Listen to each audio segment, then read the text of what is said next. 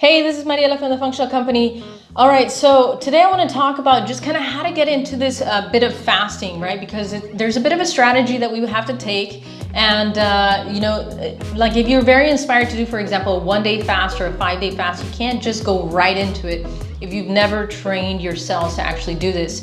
Because what you'll notice is that the weakness will be exposed immediately. So let's say you try to go to a 1-day fast out of the gate, but you have blood sugar problems. Oftentimes, not always, but oftentimes what will happen is that somebody will go about 16, 18 hours, maybe even 14 hours and start to get a little weak. So that's usually a sign that the blood sugar is dropping and the cells are not transitioning to fat burning, and they're not able to sustain the blood sugar at a controlled level, right? So usually what happens is a person feels weak and then you have to eat instead of just maintaining the fast.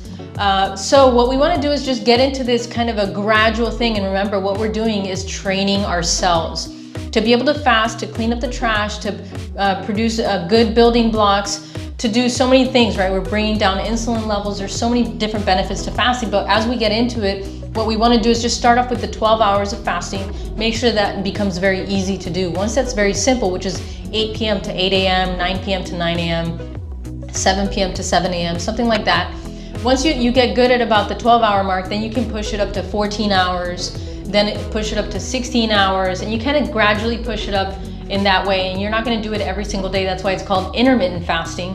But you do want to get to a place where you're training and extending. And remember that the thing that's going to allow us to do that is by consuming plenty of fat before you start the actual fasting period, right? So it's a bit of a training thing, and that's just the main thing I want to kind of share with you and to keep in mind is if you're really excited about doing fasting, that you gotta just take the time to train. It's kind of like if you did exercise, right? You wouldn't just go and lift 200 pounds off the bat, or you wouldn't go and run a marathon off the bat, right? You gotta start slow, start with what you can do, and then ramp up from there, and you're training the body to build that stamina. And this way we're training the cells to transition to fat burning, controlling blood sugar, and then over time, then we're really kind of stimulating this autophagy cycle where the body's actually eating up the trash, cleaning up the body. And so you just do it 12 hours. Once that feels good, then you go to 14 hours, 16 hours. Then at some point you're able to do a 1-day fast. It's actually not that hard.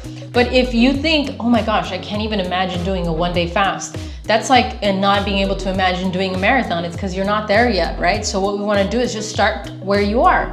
If 12 hours seems doable, start with 12 hours. Then at some point that seems really easy. And then you're like, I can definitely do 14 hours. Then you do 14 hours. Then you're like, oh my gosh, this was easy. Then you do 16 hours. It's all a gradual approach, right? And that's the thing that makes us win.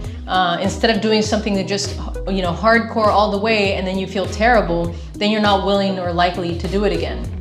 So that's the main thing I want to kind of share in this episode about fasting and how to get into fasting.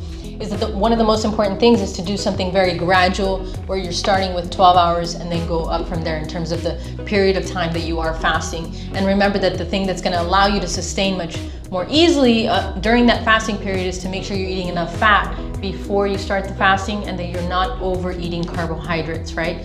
Keep your carbs pretty low, keep your fat nice and high, then the fasting period should be much easier.